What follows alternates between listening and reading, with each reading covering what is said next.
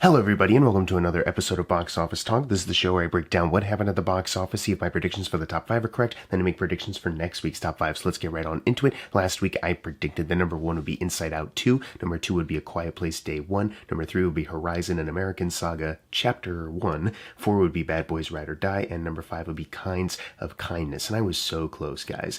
I was so close. I got one of my predictions wrong this weekend, so I got 4. One of them just stuck out like a sore thumb, and of course it was Kinds of Kindness. Like, I thought, like, maybe I was being too generous with this one, and I was. Heads up about next weekend, though. I want to get this out of the way, because if I say it later in the video, maybe you'll click off. Because of like some dog sitting obligations, literally just that Sunday night, Box Office Talk is going to be delayed until Monday night just because I won't have my equipment with me to record, so I'll be able to take notes on what's going on and then update it for when Monday releases the actual numbers. It's just I won't be able to record and edit, so that's your warning. It's going to be a day late, but let's just move right along into what happened this weekend. Let's get into it. Number 1 was once again Inside Out 2. There was that thinking for me of like, I don't know, it's a lot of things are being said about A Quiet Place Day 1. Maybe it could sneak past, but still, like I was kind of saying before, you know, these two movies don't really take competition away from each other. You know, maybe just like the slimmest amount of people. But Inside Out 2 has been holding over incredibly well, you know, so it makes sense. But it made $57 million this weekend, which now adds to a domestic total of $469 million. Last weekend we had mentioned how it already outgrossed all the other 2024 films. It's the highest grossing film of the year so far, both domestically and worldwide. So all that's left for it is to just keep climbing the Pixar list. So right now it has outgrossed the original film by $113 million, Finding Nemo by $89 million, Toy Story 3 by $54 million, and Toy Story 4 by $35 million. It now needs $17 million until it outgrosses Finding Dory, and then its only competition at that point is Incredibles 2. I mean, it's been climbing up real fast. You know what I mean? So that it'll be interesting to see if it can get, it's gonna outgross Finding Dory next weekend, but as far as how close it can get to Incredibles 2, we'll see. You know, it's shaping up to be quite interesting. Worldwide, it has crossed the billion point. It is the first film of 2024 to crack $1 billion in its worldwide gross, sitting at $1.014 billion. So that is, there you go. It's the first one. Finally. I say finally, but like we've been saying, you know, the years of like 2019 where like $1 billion movies were like stacked on top of each other isn't really, you know, that's not ideal for most years. You know, that was just that one time because of just the output. You know, just it was the big year for the live action remakes, and it was a big year for Star Wars, big year for Avengers. So that's why that happened. You get it. You understand what's going on. So yeah, that's where it is right now. For Pixar's worldwide list, it is outgrossed up by $283 million, Monsters University by $271, Coco $215, the original Inside Out by $164, and Finding Nemo by $78, and it's in the same boat as it is domestically, and now needs $11 million until it outgrosses Finding Dory's worldwide run. It's once again nearing the top of the list, you know, so quickly. It'll be interesting to see how much longer it'll take at this point to get closer or to just be number 1. That's you know, who'd have thunk that Inside Out 2 would be the one to do it, but here we are. You know, it's been getting some great word of mouth, you know, like it's more than just, well, it's a sequel, you know, and we've been wanting a sequel, you know what I mean? Because I feel like Incredibles 2, people really wanted that sequel, and it still made a ton of money, and cracked $1 billion, but that was one where a lot of people were kind of like, you know, it was good, but maybe it was just okay. I don't know. You know, some people were kind of conflicted about maybe a little more after the fact. And this is sequel, it seems like a lot more people are kind of like, even if they don't think it's like as good as the original, they're like, it's still pretty good though, like a little bit more positive and more like, we understand why this kind of exists the way it does, as opposed to like some people not agreeing with the choices made in Incredibles 2. So I don't know, this could be the new Pixar champ. So there you go. That's the ongoing updates of Pixar ruling the box office this year. and rebounding from all the bad headlines from years past recently. Even though Elemental did have a solid run, you know, that was overshadowed by just people dunking on that movie though, and its initial release numbers. Number 2 though, we have A Quiet Place Day 1. So yeah, these movies did not take competition away from each other, so much so that A Quiet Place Day 1 is only just a little bit off from where Inside Out 2 is, sitting at $53 million.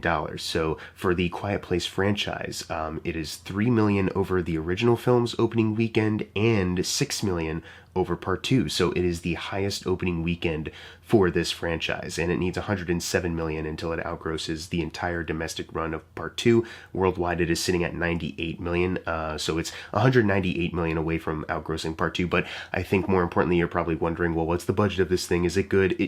Guys, it doesn't it's not going to cost the amount that like fucking the Fall Guy did, you know what I mean? Like, it's not that much. The budget is 67 million, so right now they are in a fantastic spot. We're definitely going to be seeing it double that number next weekend, and we'll probably triple it.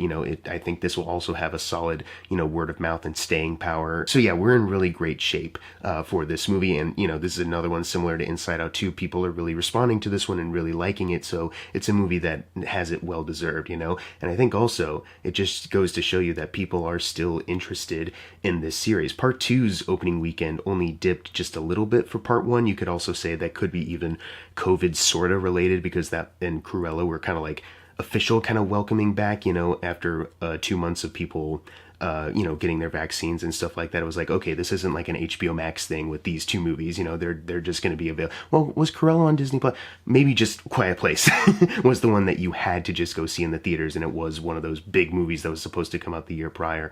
So yeah, it just shows though, with this one kind of squeaking above the original 2, not even by that much, but just still squeaking by, that there is still a consistent interest in this franchise, and we'll be interested to see if they do any other kind of like prequels or spin-offs, or if they'll ever commit to doing a part 3 at this point with Emily Blunt and the kids coming back, maybe Cillian Murphy. So there you go, man. That's just really great news, especially for me who is a fan of this series. Number 3, we have Horizon and American Saga Chapter 1. Dear Lord. Now, what I was saying last weekend, as far as like, it's opening up right before the 4th of July, I don't know if that'll necessarily affect the weekend numbers for that film, just because the 4th of July lands on a Thursday.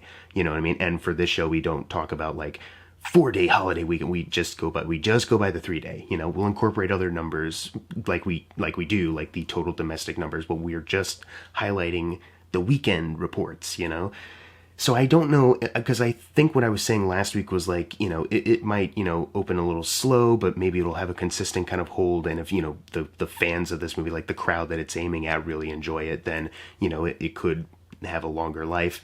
I don't know.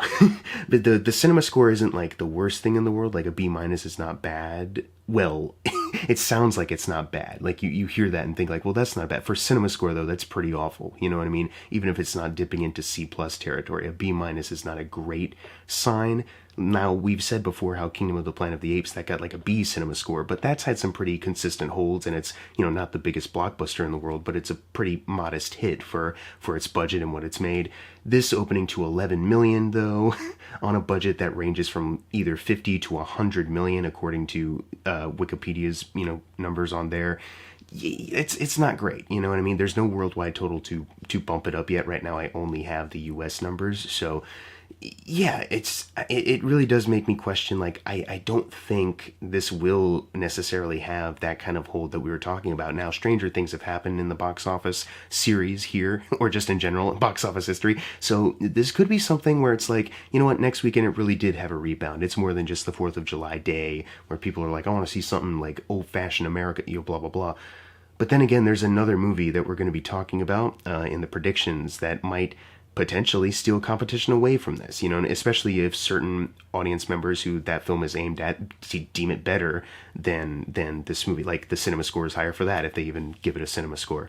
Once again, we'll talk about that later, but yeah, it just seems like the word, and maybe it could be a thing of like word of mouth, people walking out going like, yeah, it's definitely a chapter 1, but it's not really like, I don't know, a worthy chapter 1. I mean, this might just be, dipping into just my opinion, but walking out of the theater for me personally, it was like, yeah, I watched a movie that just kind of stops, and it's not like a satisfying story on its own. They don't end at a good like transitional point, or focusing on a specific theme for the part 1, or like a contained character arc. Like, the movie literally just stops and shows you a montage just shoved in there at the very end, attached to the movie before the end credits roll. That's essentially a trailer for part 2.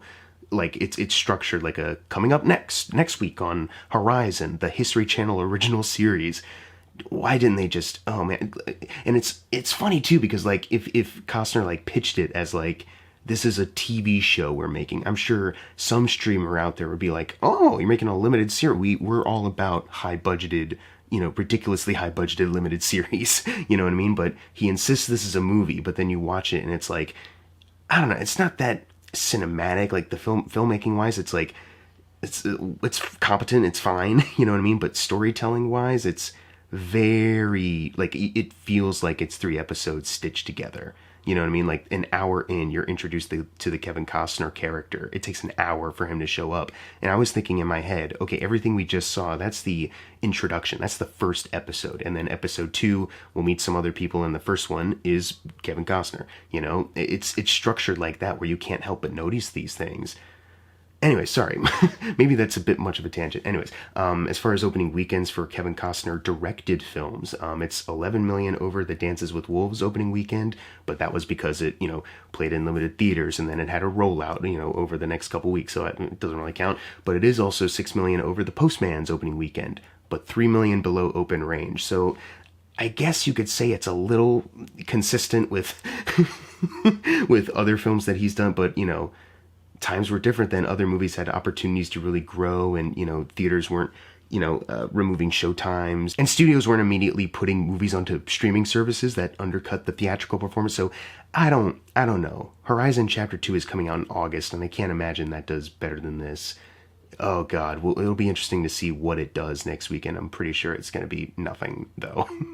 Anyways, number 4 is Bad Boys Ride or Die, making 10 million, adding to a domestic total of 165 million, inching closer to Bad Boys for Life. Now it's 39 million away from that domestically. Worldwide, it is sitting at 331 million. They've tripled that 100 million initial production budget, now need 93 million until they get to Bad Boys for Life's worldwide run. So there you go, just tripled that budget, still a hit. And if they do manage to get that 93 million to outgross Bad Boys for Life, at that point they would also have quadrupled that 100 million initial production budget. So yeah, I mean, it's still going pretty strong. It obviously dying down because you have some of this other competition, but it's had consistent holds and people are still turning out for it. There's still fans of this, and just word of mouth in general. Like, it's just an entertaining time. People are interested just because of that. So there you go, man. Bad Boys doing better than Kevin Costner.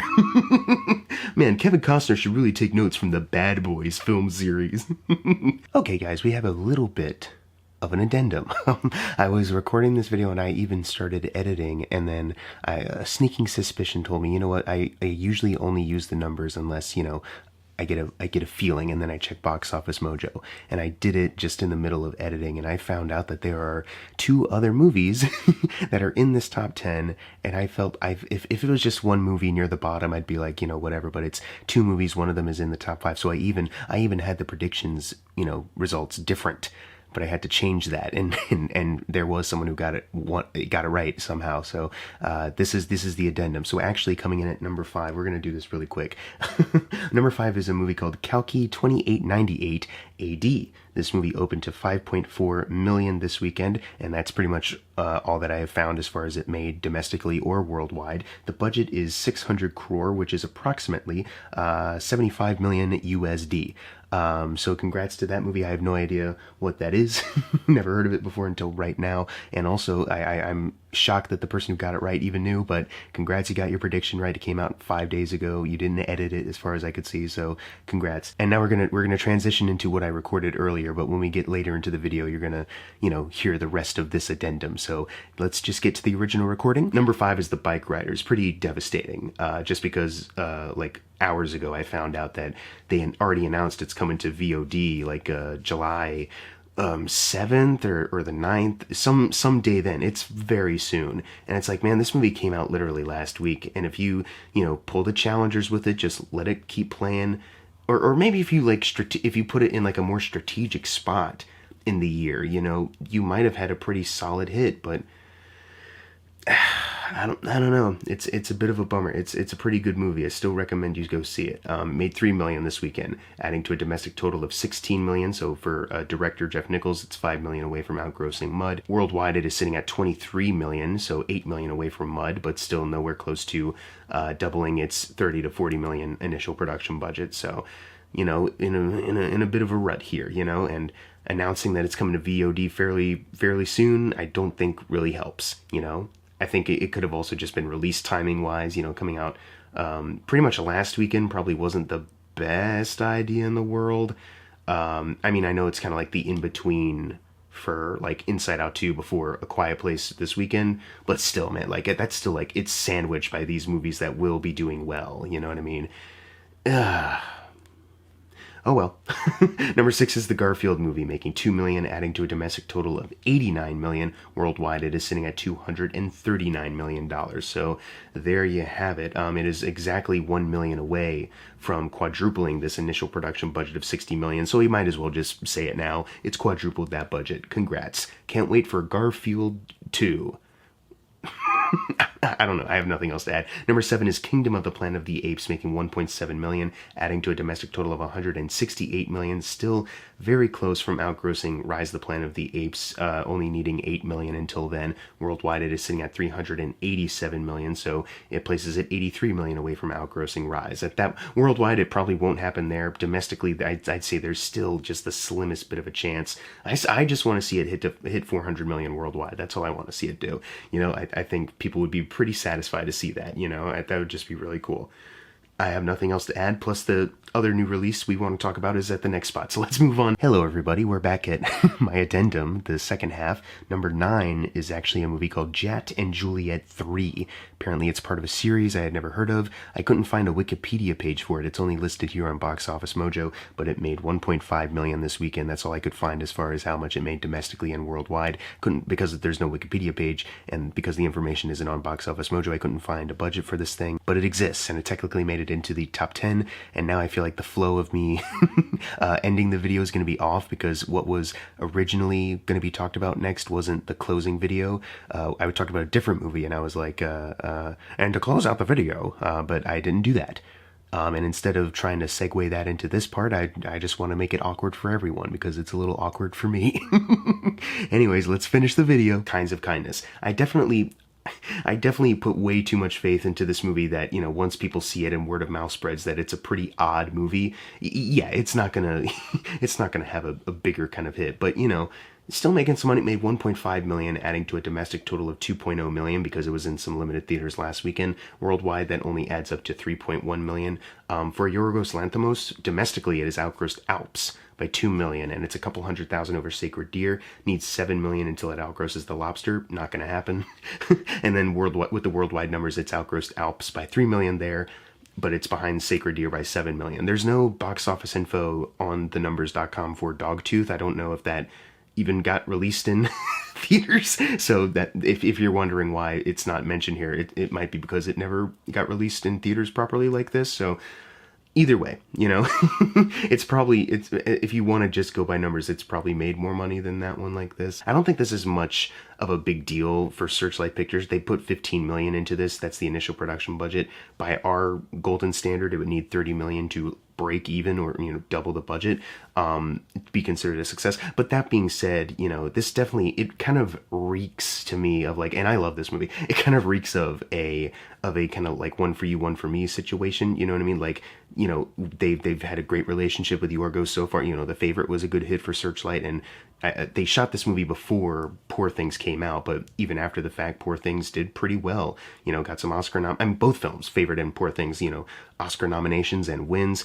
I'm pretty sure Kinds of Kindness was kind of like one of those, like, okay, we'll let you make whatever you want to make just because we like you, and, you know, you've done these good things for us, you know what I mean? So I don't think they care too much if this movie makes, you know, enough money back. I think just continuing to work with Yorgos is probably what they're most interested in. So, bada bing, bada boom. Anyways, now it's time for the fun part, the predictions for next week's top 5. Number 1, gotta be Despicable Me 4. It's just gotta be it. Number 2, I think will then be Inside Out 2. So I think Despicable Me 4 will definitely take more competition this time around, but still, Inside Out 2 is still a family film. So I think those will do pretty well together. And then number 3, A Quiet Place Day 1. Number 4, I wish I didn't have to mention this, but it is an Angel Studios movie, and even though some of their other films, you know, have been kind of big misses lately, I can't rule out that this one could potentially do well just because it's Sound of Hope, which sounds a little like Sound of Freedom. I've done no research on this one. I don't know if this is actually like a sequel or if it's just like they want to trick people into into thinking it might be related. It's from the same company also, so maybe. So I think number 4 will be Sound of Hope. Yeah, I don't think it'll be as big a hit as Sound of Freedom, but I think it could be big enough to get into the top 5. And then number 5, I think, will be Maxine. I don't I don't know if Horizon, because like I said, these are just predictions for the 3-day weekend, which doesn't include the 4th of July on a Thursday. So I don't think Horizon will have that much of a holdover there. But Maxine, I think, even though X and Pearl, they did well for their low budgets. But they weren't like the biggest hits of all time. But Maxine, I think there's a bit more marketing behind this one. It's been 2 years since X and Pearl came out, and a lot more, of a fan base and hype has kind of been built around those, and then coming into this. So I think this one, I don't think it'll do gangbusters, but I think it will have a shot, though, of getting into the top 5 and having a solid opening and having an overall solid run. At least that's the hope. Anyways, what are your predictions for next week's top 5? Leave them in the comments below. And as always, thank you guys for watching. Make sure to subscribe. I'm Jackson Fulcher. See you guys next time.